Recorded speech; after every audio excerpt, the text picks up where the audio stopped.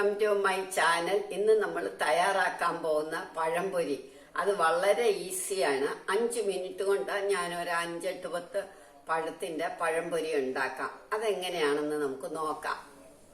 1 cup മൈദ, 1/4 cup അരിപ്പൊടി,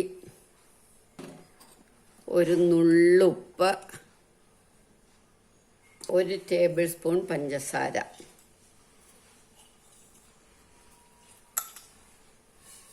ഇനി വെള്ളം ഒഴിച്ച പാകത്തിന് കലക്കണം.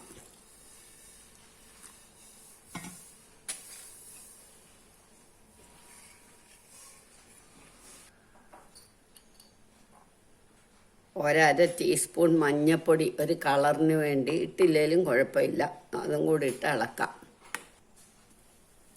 ഈ മാവ് കലക്കിയത് നമുക്ക് അങ്ങോട്ട് മാറ്റി വെക്കാം. ഇനിയും പഴം എടുത്ത്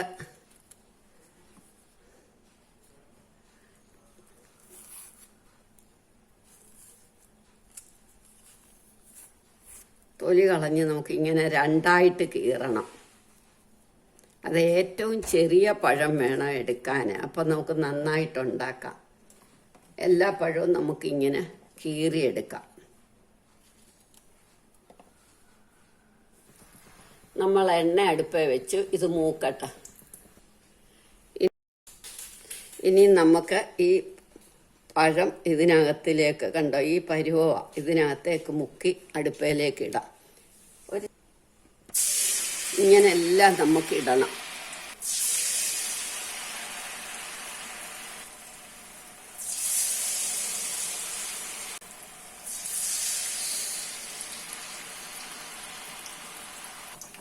ഇനി ഇത് നമുക്ക് തിരിച്ചിടണം.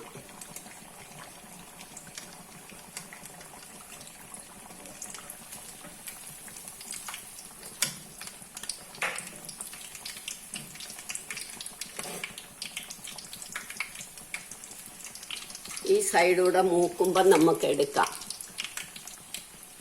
ഇനി നമുക്കിതെടുക്കാം.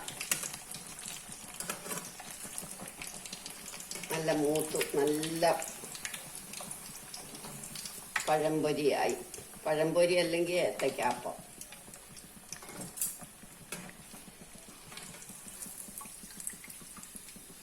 നമ്മളൊരു ടവലിലേക്ക് എടുത്താൽ മതി.